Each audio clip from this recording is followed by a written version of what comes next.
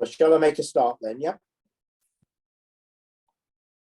Okay, well, welcome everyone this evening to our forum, which is really a chance for us to share and to learn a bit more about a particular topic. And the big topic at the moment, and has been for quite some time for many of us in Justice and Peace, has been the environment and climate. So the topic this evening is around that. The topic can be, the headline is COP27, climate action in our Diocese of Birmingham. There's a few people from other dioceses and future steps. So we're going to have a session on COP27, a breakout room, a feedback, and then a session on climate action in the diocese and parishes. So you're very welcome, and hopefully it'll be a fruitful evening for us all. I'd like to begin by just praying the Live Simply prayer.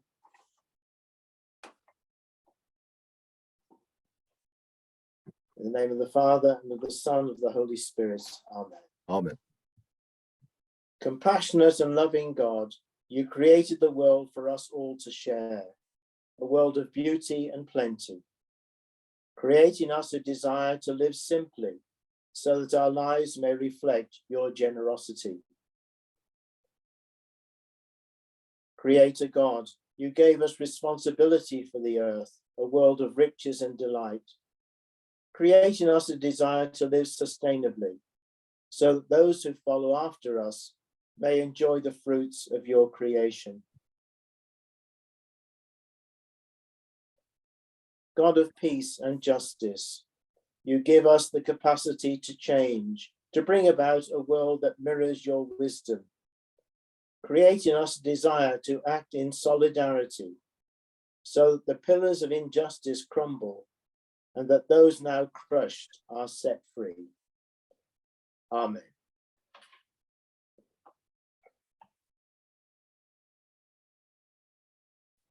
So thank you very much. I'm thinking now it's over to Phil, really, who hasn't been to Egypt, but he's been keeping an eye on the COP27, and hopefully we'll, I guess we all have as well, but just some of the, perhaps bring to our attention some of the main points of what has happened or what hasn't happened. So thank you, Phil. Yeah, thank you. Thanks, Jerry. And welcome, everyone. First of all, I'll say I'm not an expert on climate or the COPs and so on. I know a little bit, and I'm sure you do as well, and perhaps a bit more or a lot more than I do. So what I'm just going to summarize a few what I've thought about as the main points of this COP27, where we are in developing these talks, how it's going. And then we're going to go into breakout rooms, and everyone can have a chance to observe, say what they want to say, make comments, and we report back and see, you know, what's the general feeling, and is there any suggestions for different sort of actions we might want to be thinking about. So this COP27, the main positive point, I think, was this agreement to set up a fund for loss and damage. Loss and damage has never been discussed properly at the COPs before. The developed countries, the rich countries of the world, are scared of the idea of loss and damage because they will get blamed and taken through courts and so on and so on. And so they've always resisted. At Parish, they did agree on, the UN agreed on mitigation and adaptation, setting up a fund for, now mitigation and adaptation are specific ideas to help developing countries to cope with what's happening in their countries with through climate change. Loss and damage is a separate thing. But I just want to make this point. With the Paris Agreement, all the countries signed up for this. They would provide $100 billion a year for 5 years, beginning, I think, was 2020. This was then put off for a year because of because of the COVID pandemic. But for last year and for the next, up till 2025, the rich countries are supposed to be putting into this mitigation and adaptation $100 billion a year. That's what they agreed. They've got they haven't managed to do that even for the first year. The total, I believe, is around about $80 billion, but it's still far short of what the rich countries said they would do. I want to make that point because we can get excited about things and then the action that's needed just isn't there. The will isn't there, or it hasn't been there. So that's one point.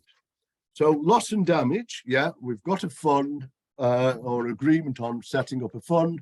There's no agreement, there's no mention of how much, what's the figure's going to be and how much each country is going to contribute. That's not been decided yet. However, given COPs have been talking about this for 27 years now, the fact that they've talked about loss and damage and got an agreement is a positive step. I don't want to knock it.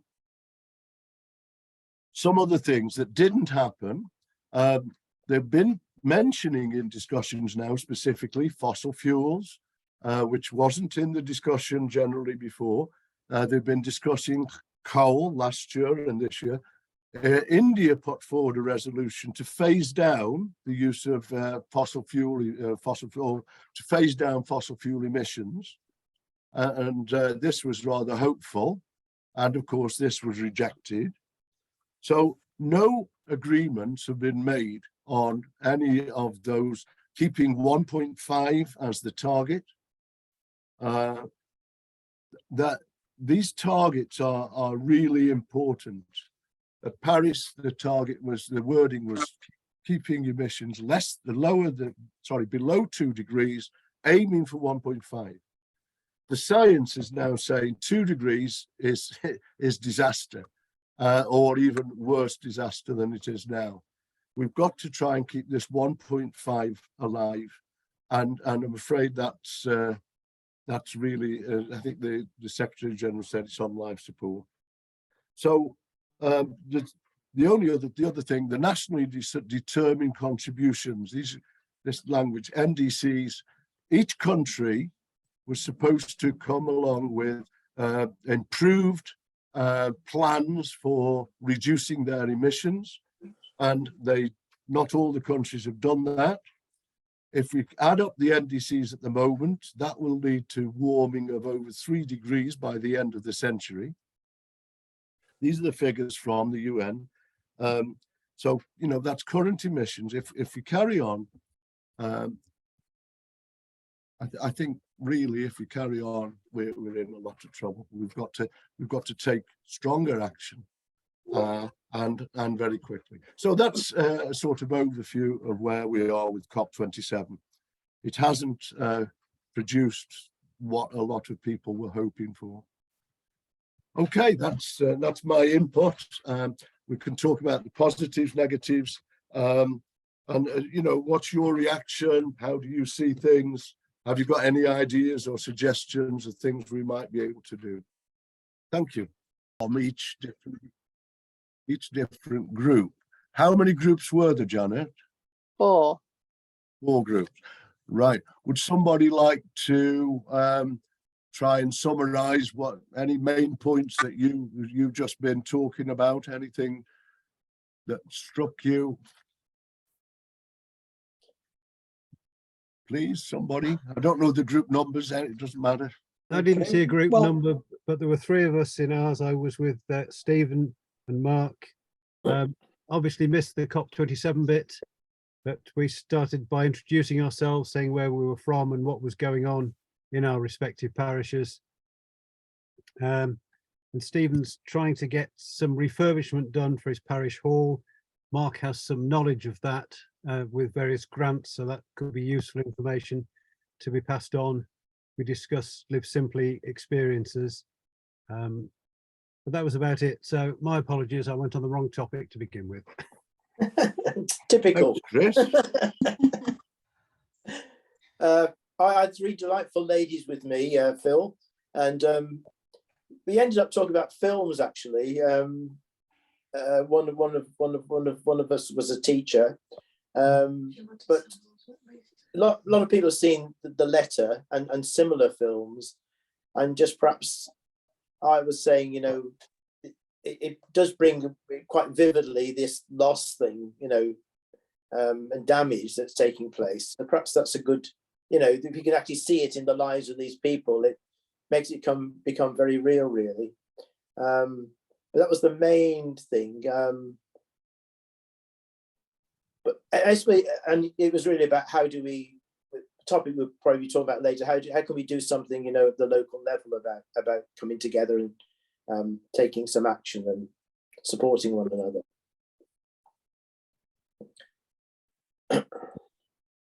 Okay, we were breakout group or room 4. I think it's fair to say that between us we had a reasonable amount of knowledge as to what came out of COP27, but I don't think any of us had the full picture.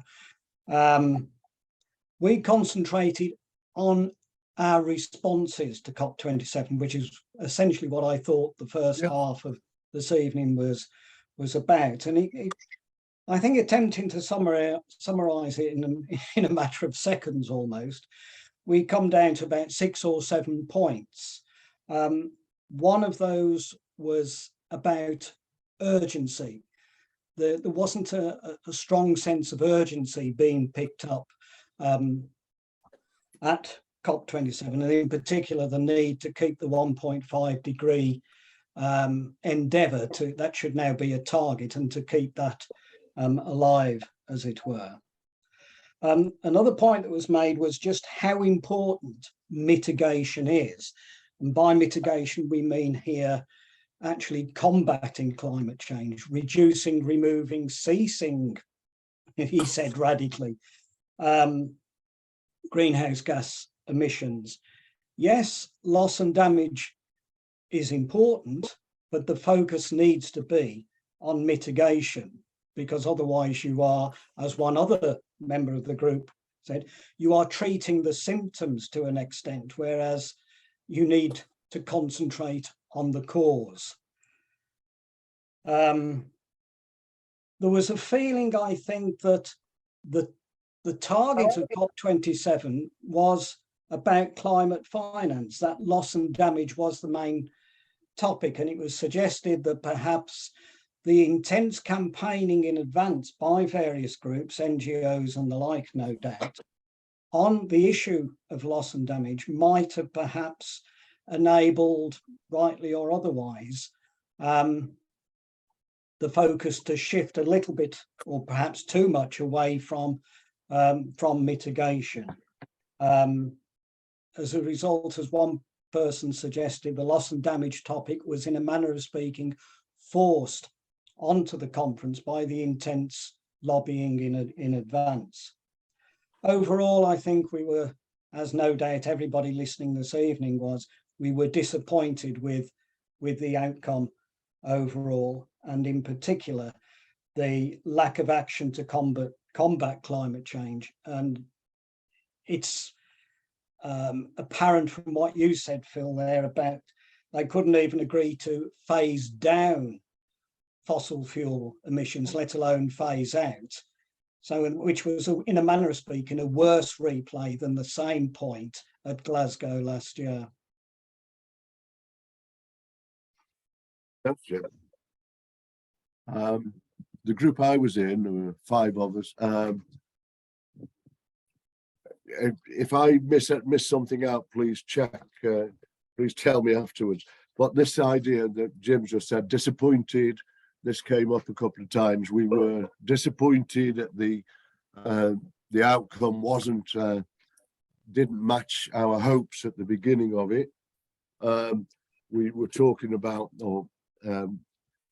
we need to change our lifestyle, and that message has got to be highlighted and continue to be highlighted. We have to work or put pressure on our own MPs. We were talking about how to do this, MPs, and also at local level, a lot of decisions are taken by local councils. So we need to be raising these issues with the local councils and make sure they've got a plan and they carry on. They do the right things, if you like, and again putting pressure on them. So local action is important. And the last comment, I wrote this down. We have to change our lifestyles. Those are points that were made. Did I miss anything out? Anyone? Joe? Bob? Brian? Okay.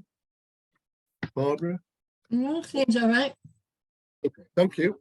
Yeah, I think Thank you. all it. Well, okay, thanks very much. I'm now going to pass you back to Father Jerry, who's going to introduce this second part. Okay, thanks, Phil. It's just really to give a little bit of information about what's been happening in our Archdiocese of Birmingham.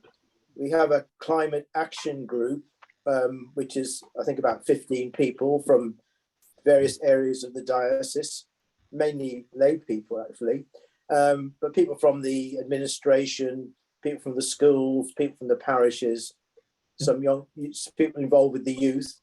And we've been meeting regularly and trying to plan and get some work done on things. So there's a lot happening, but I think there's not a lot of results yet. But I guess that's the way things happen. You have to sow the seeds and work out what the tasks are, etc.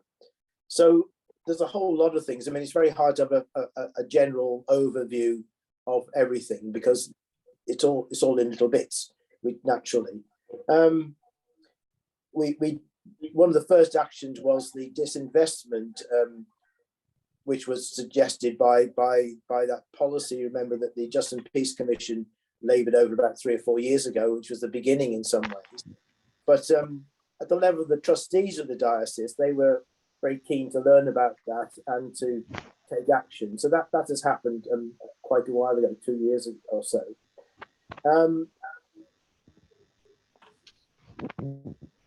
There's also at the level of the sort of administration and what they call the curia, which is sort of the diocesan staff.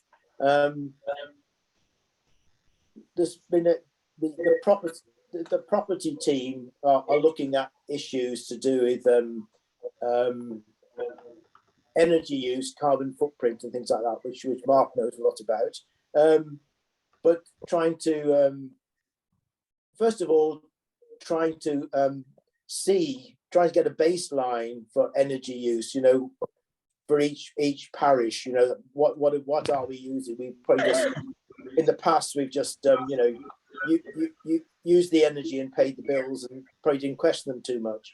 So trying to get some data as a base, as Eric Kerwin, the COO, said, you've got to have data to start doing things. So they're working on that, trying to get and perhaps even looking at maybe some parishes, using some parishes as an example or pioneers who will go into this, and then their example and their results can be of the help to the rest of us. So it's trying to get it's kind of where are we starting from? If we're going to cut back on these things, we've got to know in a way where we're starting from. Fortunately, most of the parishes are in this big scheme called the IFM, the Interdiocesan Fuel Management Scheme, and they're trying to get them to I think they're being a bit unrealistic, but trying to get some live data so we know, a bit like a smart meter data, so that we would know where we are, what's happening at each time. So that's something that is going on. There's been more done in schools. Schools got a big grant from the government to look at these things. And I think 42 schools were gone through with a very fine tooth comb to see about their use of energy. So they had a very big, comprehensive feedback about that. But of course, there's no actual money to take the action that's needed to follow from it. But it gives a pattern, and it gives an idea about what's happening in schools, and how energy, in many ways, inadvertently is wasted because things are on, when they don't need to be on, and things like that. So that's one thing that's going on, which is positive. As I say, trying to get parishes to look at their own situation more seriously, to see what we can do about our own situation. But certainly the schools are well ahead, because they're obviously quite organised in a administrative way, more than the parishes. But a lot of it, of course, is about changing behaviour, about changing, leaving things on, leaving lights on, leaving heating on when it's not needed, and to try and set about doing those kinds of things. And then, of course, then the next step is trying to change the buildings, the heat pumps and solar and windows and all these other things, which take a huge amount of money, which they don't get at the moment. They're probably just struggling to keep going as it is. So there's those. I said there's those 42 that have been had this treatment, and I think with the academies system in the diocese now, where probably the majority of the schools are in little groups, that they could tackle some of these things together, rather than each school individually doing their own thing, and learn from one another.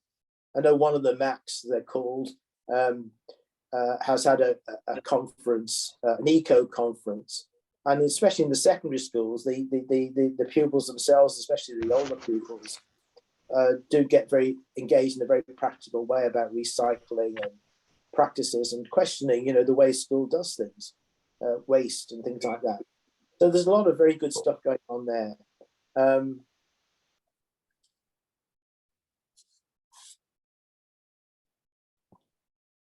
Then there's a bit about, I'm just taking some bits from quite a complicated sort of document.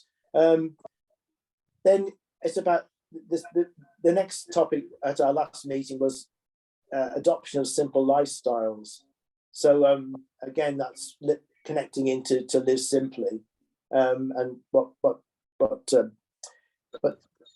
what Phil was talking about, changing our lifestyles, looking at our consumption, looking at our use of energy, looking at our waste, and all these kind of things.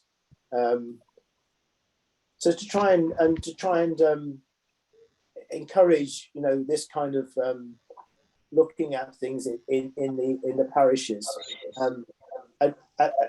encouraging people to do live simply, which the vast majority of schools have signed up to and are somewhere in the process. Some of them have achieved status, some of them are registering, some of them are working out their plans, but there's a lot going on there in the schools, and perhaps the example of the schools might sort of tip over into the parishes. But the parishes need to organise themselves really to get at these things. But I think I've got a lot of hope about this best practice thing, where if we get some parishes that are actually engaging themselves, and perhaps have got money to do things, because apparently not all parishes are poor, to actually take some action to address their own needs and their own situation, that would be good. And just sometimes to see people doing things encourages others, doesn't it? And then there's a bit about ecological education. Again, I think the messages are quite strong in schools, and that young people and children are aware of the issues, and to try and see if this can be continued, and the practical reaction can be to be involved. There's lots of stuff going on with that, and the lay chaplains have an important role as well, because they help with the spiritual life of the school. So obviously, if the messages can come about in the spiritual life of the school, in the praying and in the liturgy. That's very important as well. So it's really kind of looking at signs of hope. You know, it's easy to, we can all feel we're just sort of drowning in a great field of ignorance or lack of action or whatever, but there are signs of hope. There are good things happening. There are good people getting involved, and to be encouraged by them and hopefully learn from them and be able to share those things. I think one of the problems has been, Phil and I have been involved with a group that's looking at parishes and how do we actually get parishes engaged, you know, because it's all by afar, isn't it? You know, we can't just go around to every parish and visit them. But maybe through deaneries, there's groupings of parishes that we have in the diocese. They've all been reformed though at the moment, so that they've been reduced down to 11 from I think 17 or 18. So we're all in a new setting that we're not quite used to now. So that's something. I see people are putting up the resolution to the Bishops Conference, which was recently. We just mentioned those at the end. So it's about so that's a vague sort of update really on things that are happening in our diocese and the work that's going on. Somebody is just putting up about the Bishops' Conference, the 3 resolutions, one about, you may have seen on Friday abstinence. So although the practice was relaxed some time ago, they're trying to look at the again the consumption aspect of it, and that interesting stuff from Cambridge University about if you all eat fish, it's going to abstain from meat rather. You know, it can have a huge impact if enough people do it, obviously, on many things. And then carbon emissions. This is interesting. The Bishops' Conference asked dioceses and the Catholic Church in England and Wales to declare target dates for stated reduction of carbon emissions, and or report on how close they are to having the information ready necessary to set such a target. So this is the first time we've actually had, you know, dioceses being challenged actually to set targets and to work on those. And there's lots of research going on by the Guardians of Creation, for example, which will help us to approach those things. When you think of our diocese, there's 220 parishes. It's a big area, not to mention schools, probably about 200 of those, etc.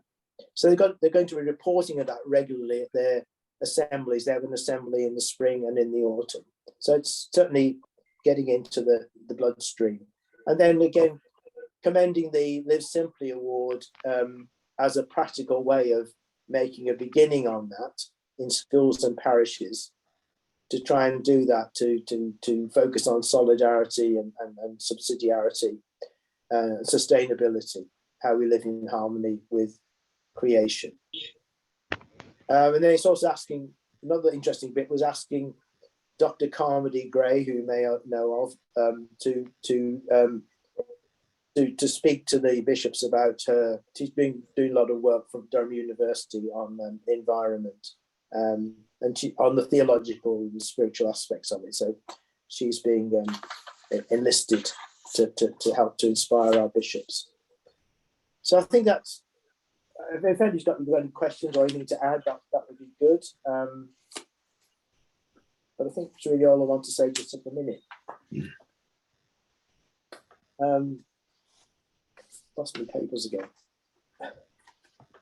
One thing that would be useful to add there, Jerry, would be communication of what we're doing outside of the church, at least to other Christian churches, other faith organisations, getting it spread into the wider community. So we need some publicity for it, whatever we do, to try to get people to think about it in the wider world or country. Well, I think it's hard. I mean, people probably one or two people in our little group mentioned local churches for example, seeing the film, you know. So I think they've got their own way of going about it. Not too sure. My area is a very evangelical area. I'm not sure how they look on these things. The Anglicans are very, very organised about it, as they are about lots of things. But you know, they've got a strategy, and they've got things. They're way ahead of us in some ways. But yes, it's very important to get it wider. And then I think something's being a bit unfair about local authorities. Now our local authorities got a great big document about climate change and the emergency, and how they need to change things and adjust things in their working and in the community. So, you know, it's a big task, but it is being faced in all sorts of situations. One of the problems is resources. That, you know, everybody in the diocese, all these administrators and people working for the diocese, they've got a full-time job already. And how do you, for example, calculate the carbon footprint of 200 parishes? Well, you know, you need to be good at sums, and you need a lot of time to sort of do those things. So, sorry, yeah, I can't see everything because I've only on my iPad. So I'm sorry, Jim. Yeah. Okay, thanks, Jerry. That's a pretty good list of things that's come out of the climate action group there, with schools establishing baselines, working through the MAC, encouraging live simply, etc. Was anything said or discussed about the need for campaigning on the issue? Changing our lifestyles as individuals, families, parishes, dioceses is vital. But the big impacts come at the more macro levels. Yeah. So has the climate action group thought about the importance of campaigning and said anything about that?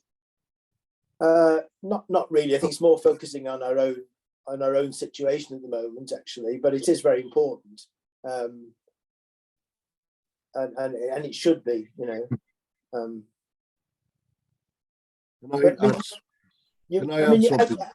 How can you tell the MP to do what he should be doing if you're not doing it yourself? Good point. Jerry, can I add something, please? Yeah, yes, of course. Yeah. Just one thing. Janet, can you put this up on the climate action group? There's one other thing we've begun to do is produce a newsletter. This is November. It's a monthly newsletter we're starting. This is sent to every parish already. Some ideas: live simply, sustainably, in solidarity, some news events and so on, advertising the film, the letter, and so on. This is just an initiative we started just a few weeks ago. And the December one will go out very soon, in time for the beginning of December, to every parish. Yeah, good. Yeah, thanks for mentioning that, Phil. Mark? Mark's got his hand up. Yes, please, Mark. Yeah. Thank you. Just reflecting on what Jim was questioning about. Most of you will probably be aware that before the Glasgow climate conference, Pope Francis drew together a load of religious leaders from a range of faiths. They produced a statement. They gave it to Alak Sharma, who was the president of the climate meeting, and effectively nothing happened on the back of that. So, you know, all the world's religions, most of the people in the world represented, and the politicians sort of did nothing. Sort of reflecting on that, John Arnold, Bishop of Salford, who's the environmental bishop, designated as environmental bishop for England and Wales, his view was that there's a need for faiths to be seen to be doing things. Actually, the faiths are doing lots of things. So Father Jerry mentioned that there's already IFM, which is, you know, is probably the biggest renewable energy contract in England and Wales, but it's not particularly visible. But these are the sorts of things that, you know, are being looked at, but they're not straightforward. But there's things happening in Salford and elsewhere which are starting to sort of have that visible impact. Yeah. Thanks, Mark. Well, to be fair, and also just thinking in our Catholic schools, lots of the pupils aren't Catholics actually, and some are from other faiths as well. So there's probably a bit of bit of contact there in different ways. Yeah. Are we going to break into breakout rooms? Probably be a good idea before we Then everyone be able to discuss and then come back and have a plenary at the end. Can I just say that on the Diocesan website, there's a big section now on the environment. It's got all the latest stuff on it. So there is a very good source there now on our own Birmingham Diocese website. So please look at that. So Janet, you gonna do some breakout rooms? Just before you go, there's been one question put in the chat. I don't know if you want to answer that. It's just saying which Christian climate action group is it, and unclear on which group you're talking about. So it's the Birmingham Diocese one, isn't it? Yes, it's the Archdiocese. Yeah.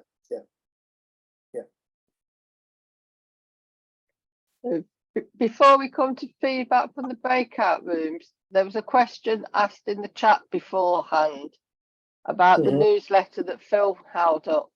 They wanted to know, can they get it online, or how do you get the newsletter?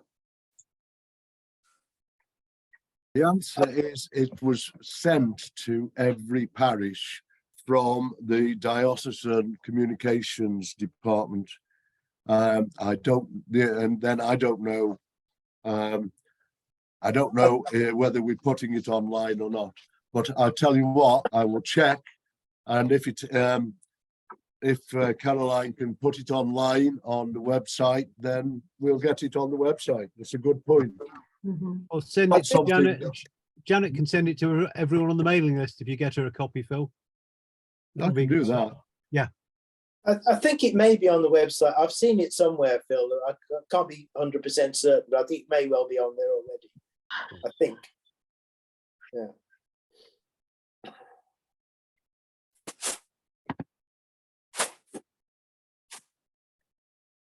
We had 4 groups again in the breakout rooms, the same as in the previous one. So hopefully they were the same breakout rooms. Yes. Yeah. Do them in the other order this time.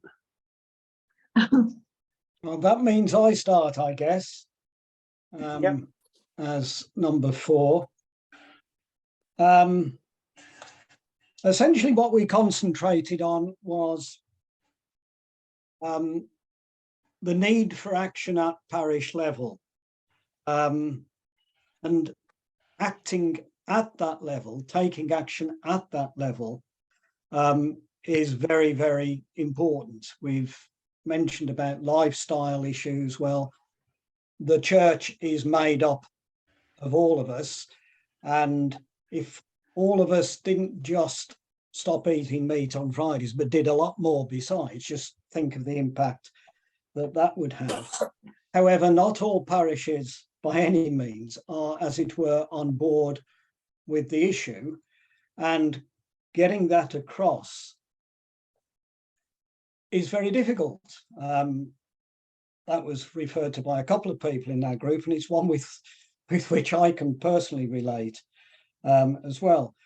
And it was felt that for all that's coming out of Salford and or the Bishops Conference, and perhaps also at our own diocesan level, what is perceived of not being received is a desperate sense of urgency. There needs to be more of an emphasis of the importance of this action. Now, whether you are of the view that parish priests or parishes should be, as it were, directed to do this, or whether it should just be another tactic, then that's for discussion. But it was felt that there was this need for the Bishops' Conference and or John Arnold to be to come across in a much more direct and emphatic way.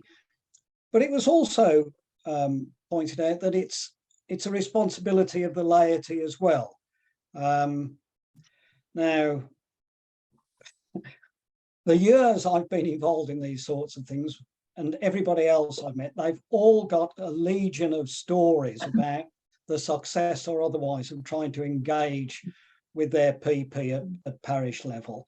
And yes, it can be quite difficult. Sometimes they can be supportive, but in a, well, you just do it yourself sort of way, without sort of banging the lectern about how important it might be. And we could take a week, I think, discussing that sort of thing, but it's recognizing that the responsibilities as well as the hierarchical churches could be perhaps a summation of where we got to. It's interesting though, Jim, it's the Pope who's telling us to do these things. Perhaps we need, since Vatican I, what I understand would be only the third declaration of something infallible, and that should be about perhaps making us all go vegan or something like that. Yeah. It's group 3 next, whoever they are. But was somebody like, it's my group, but I spoke last time. Would one of ours like to speak, please?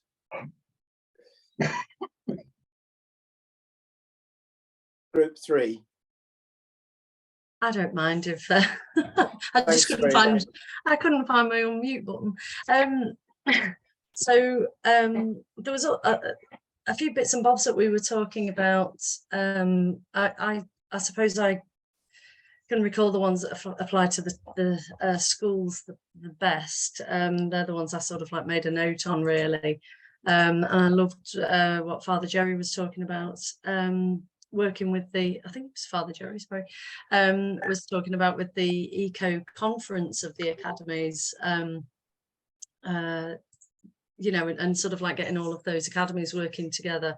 I was sharing sort of like pre-COVID, we would meet. I'm the Catholic school in Macclesfield, and we would meet as a town with all of the other secondary schools, and because of COVID it kind of died a death, sadly. So we're trying to reignite those, but one of the thoughts that hadn't crossed my mind was to work as an academy, and we've got the links in already, so that was really you know, a good thought that I hadn't had. You know, we've got everything there already, and I think sort of like we were talking about how COVID has impacted other ways that we've been working, you know, and Zoom and those sorts of things has helped me personally to work both much more widely, I think, and make those contacts with people much more widely than I ever would have previously.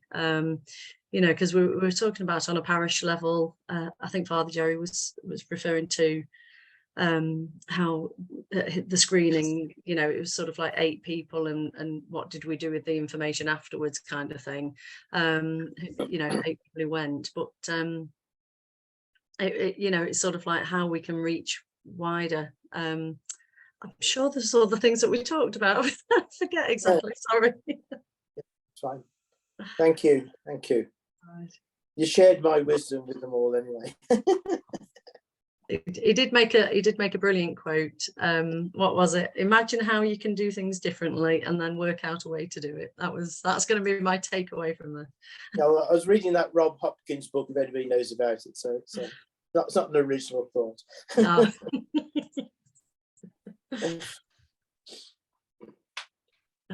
Number 2 group? No? Don't know the numbers. Does anyone else from our group like to summarize what we were talking about? Okay.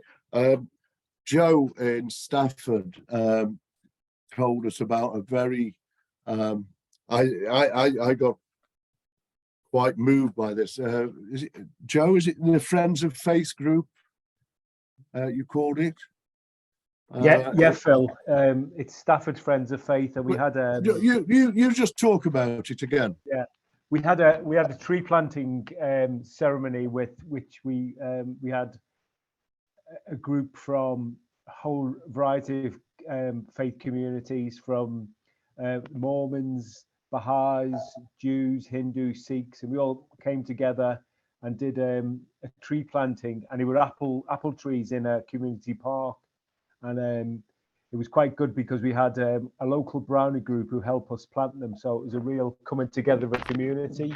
And you know, I think one of the things, there's a couple of people in our group who were saying, you know, it's easy to lose hope in the future, but things like that give us the fact that, and we talked about, and I know Jim's mentioned local action, and I think things like that are a way forward. And I think, you know, I think the Bishops Conference talked about subsidiarity, and I think that's very important as well. People taking action on the level, on the street level, if you like. So a good news story for once. Sounds good. Yeah. Yeah. Thanks, Joe.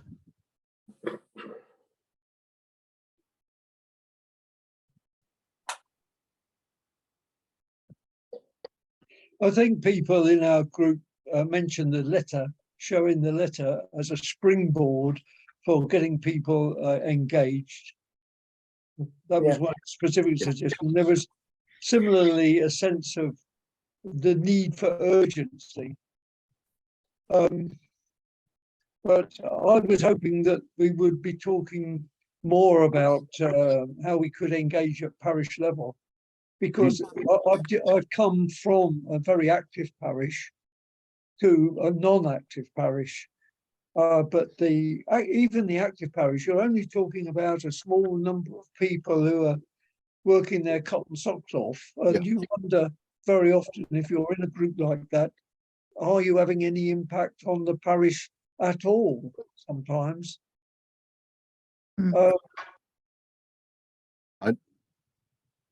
I would like to hear more from the pulpit, personally. Nobody is educated. There's only one way of communication in our churches at the moment, and that is from the pulpit. And we don't get anything on the environment or Laudato Si or anything. There we follow, Jerry. I'll do my bit. Jolly good. I'm glad you do. Well, I mean, there are other issues, and I know, but it has to be sort of, I think, part of the liturgy and the life of the parish in different ways. And a little group doing things like you did and you do, I think it's so important. You have a little nucleus that reminds everybody about these important things that people prefer to ignore, you know? Yeah, but it's that sense of urgency that's lacking. Yeah. I think that's what came out of our little group, I think. Yeah. Okay. So Still another group hasn't reported. It's group one. Can I also invite someone else if they would like to talk about what we spoke about, because I've written very little down. I think I talked too much this time.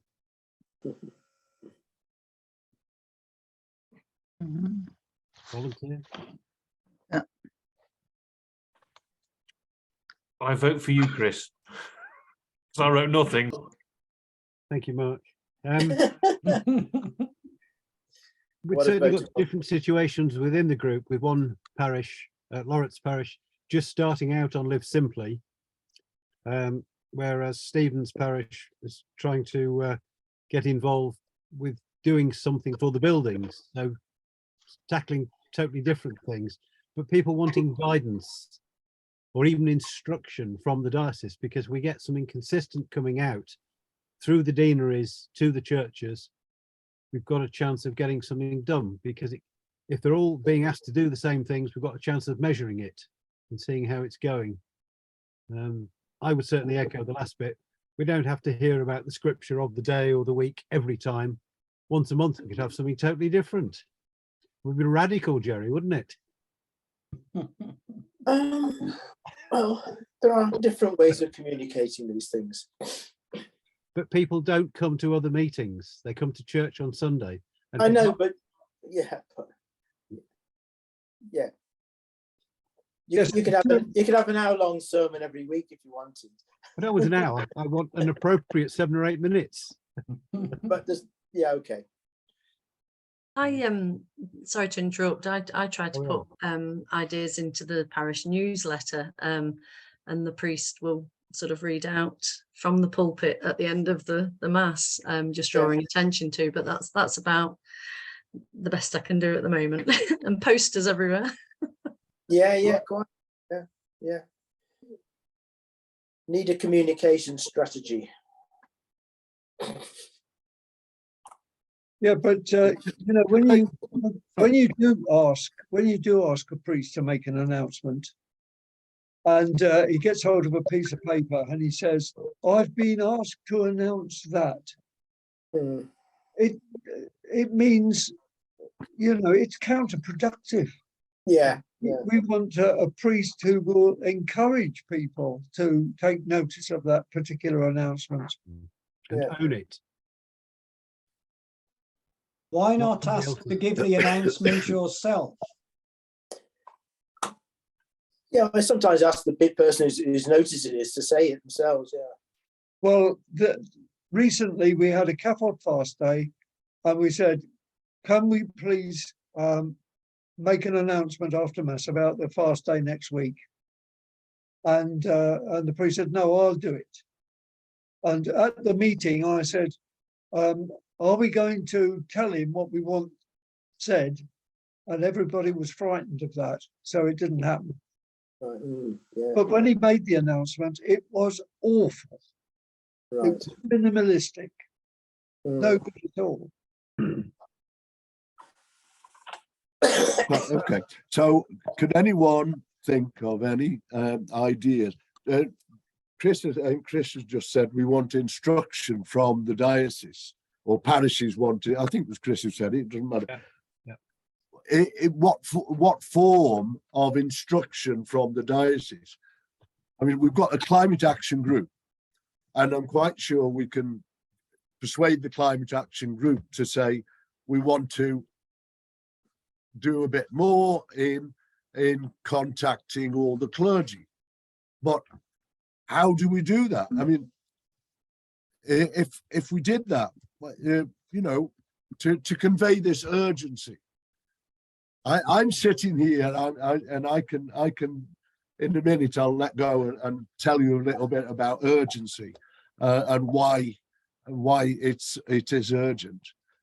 Because I've got personal contacts with people, but how do we do that?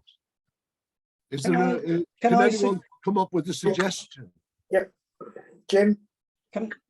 You use the word instruction, and I know that has been mentioned already, but can I suggest changing the word from instruction to training? And what we're really talking here about is, in order to inculcate the sense of urgency that we all know and believe is what's required at all levels, we need not just to get that message out, but to help other people understand why that message is important for their faith, wherever they are in the system, you know, be it priest, deacon, laity, whatever. And it is, in my view, a formation issue. Brian mentioned a moment ago about people in his group being frightened of advising a PP as to what to say in respect of a family fast day announcement. So it's about having the confidence, the empowerment to overcome that fear, if that's really what it was. So you need the training, which begs the question, how do you get people together to do this? And perhaps the new deanery structure could be the vehicle for that, so that you have perhaps one deacon or priest from each deanery, and I don't know whether you could, you know, you'd have one, or you'd have a number of lay people as well, who come together to be empowered, leading to a better understanding as to why it's important, a better understanding of how to convey the message in a faith setting, and the confidence at all levels. I have met priests who are concerned about the issue, but say they don't know how to preach about it as a subject. So, okay, let somebody else talk about it, or help them get a build-up of knowledge in, it's not exactly a new course on homiletics, but you something about making those connections. So that's would be my suggestion for something that the diocese could do, is to provide what I could only call training, but to go beyond just offering something and wait and see if anybody takes it up, but to be a bit more proactive in ensuring that people do take it up, possibly, as I say, using the deanery structure. Yep. It's certainly something that needs looking at. Virginia, Can I say something? Of course, yeah. Just that what I'd like to add to this is that we have a structure. If we have environmental leads in most of the dioceses, they should be in every diocese. There should be somebody representing the natural environment that you can approach. Now, it should be their job to contact the parishes about the whole question of the urgency and what needs to be done, and how local groups should be encouraged, environmental policies should be encouraged. We can do it through them, or the bishop direct through pastoral letters, which can be read out, like at Easter and Christmas. We always have pastoral letters read out. So we have the bishops and the environmental leads who can reach the parishes. We can even do it ourselves. The animators and the Justice and Peace group members could, using the Catholic directory, get on with it ourselves, seeing as it's not really happening. And then what do we say? We say, whatever we think, just get across the urgency and what the parishes can do about it. Yep.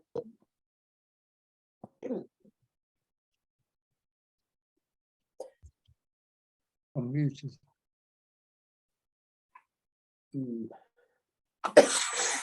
Okay, can I just summarize one or two things? Thank you for that, Virginia. It was, I agree with you. Our diocese, Birmingham Archdiocese, Archbishop Bernard has made it quite clear he wants all parishes and all schools to be involved in the Live Simply Award. But that's, I say, it's about 1/3 of the schools have already completed their action plans. Almost all the schools have registered, but they haven't got their plans in place yet, some of them. It's getting hold of the parishes to do this. And I don't know if there's a stumbling block, because the priests, they've been told this. It's part of the statement of intent that went out 12 months ago. And as I said, the bishops have just recently, last week, the bishops had their conference, their annual thing. And all the bishops have now said the Live Simply Award is the way to go for parishes and communities. So is it ourselves? Is it the laity? Or we're not bothered, or we are scared, or it is a problem. How do you get to that parish priest who may feel inadequate? He doesn't perhaps understand or doesn't know. How do we actually get them together and say, well, unless we can say, let's devise a training regime, if you like, to visit deaneries and go around and explain about Laudato. I wonder how many priests have actually read Laudato Si. I don't know. I think we should just plug on at the environmental leads for them to keep plugging on at the parish priests. Let's not give up. We haven't given up. Yeah. You've got Mark with his hand up. Yeah, Mark. Can I offer a thought that from being involved in a national project, all the dioceses are trying to figure out what to do, but particularly at the parish level, what to do is not all that straightforward.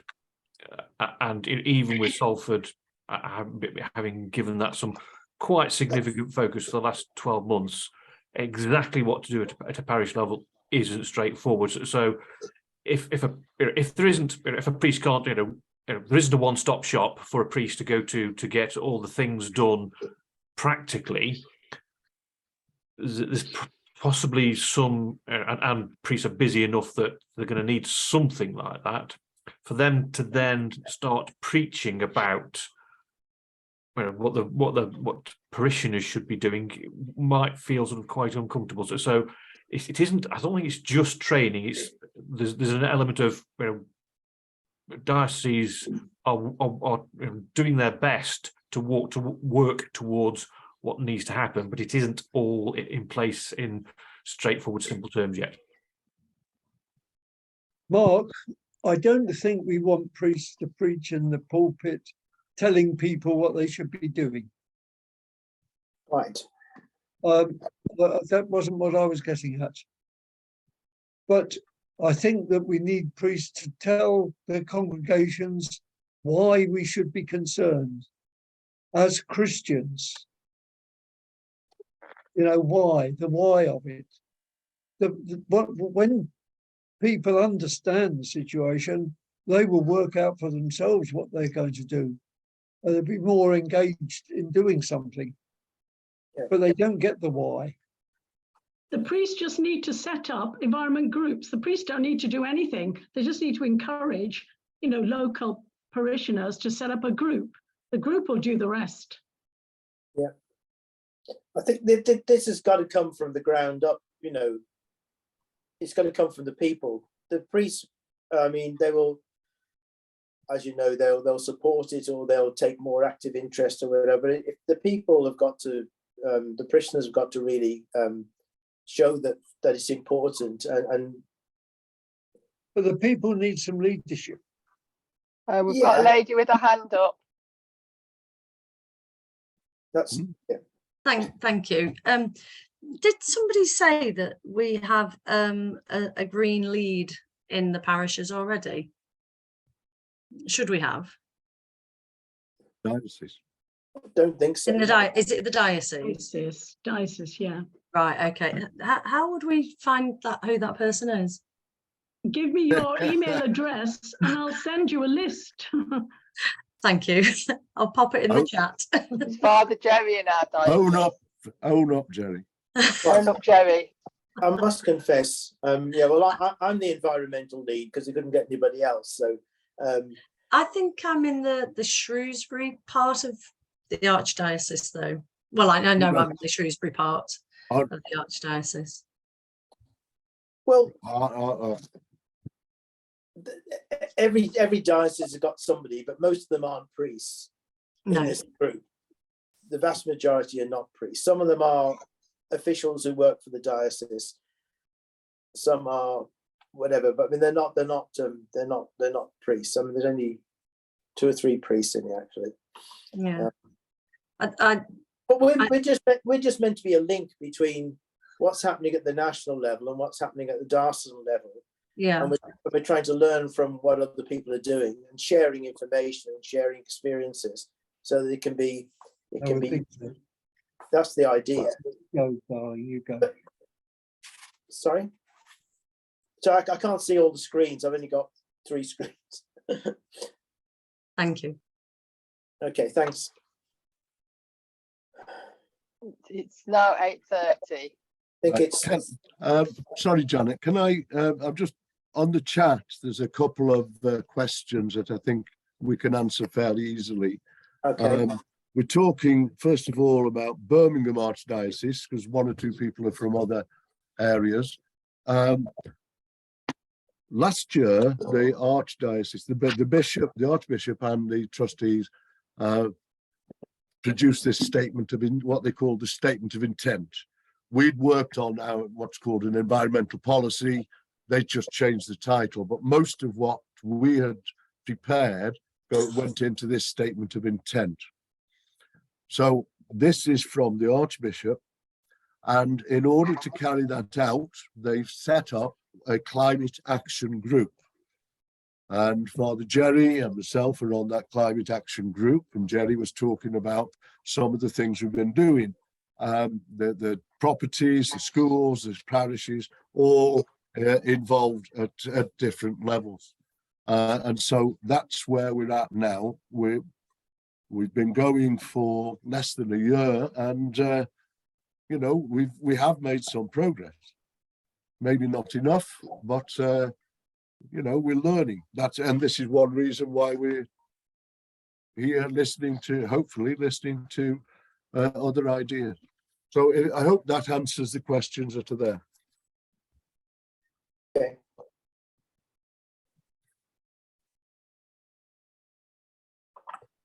So perhaps we should draw things to a close now. It's been a good evening, and thank you everybody for joining us and for your contributions. And we've all listened, and I think we've hopefully found some encouragement and hope in the things that are going on, because there are things going on, and you know, they are good signs. But the urgency, I think, is one of the big issues that we've highlighted, and we need to respond to that really as well. So thanks very much. Thank Janet for organising us and putting us together. I think we've got another forum, she says, on the 24th of January. Gosh, yeah. The idea would be have this as a regular sort of point of contact. But we're just trying to work through it. This is the sort of the second one I think we've had. So Phil suggested that we use the Laudato Si prayer, which I'm prepared to read at the moment. Is that okay? It's the one from the end of the Laudato Si document. A prayer for our earth. All-powerful God, you are present in the whole universe and in the smallest of your creatures. You embrace with your tenderness all that exists. Pour out upon us the power of your love, that we may protect life and beauty. Fill us with peace, that we may live as brothers and sisters, harming no one. O God of the poor, help us to rescue the abandoned and forgotten of this earth, so precious in your eyes. Bring healing to our lives, that we may protect the world and not prey on it, that we may sow beauty, not pollution and destruction.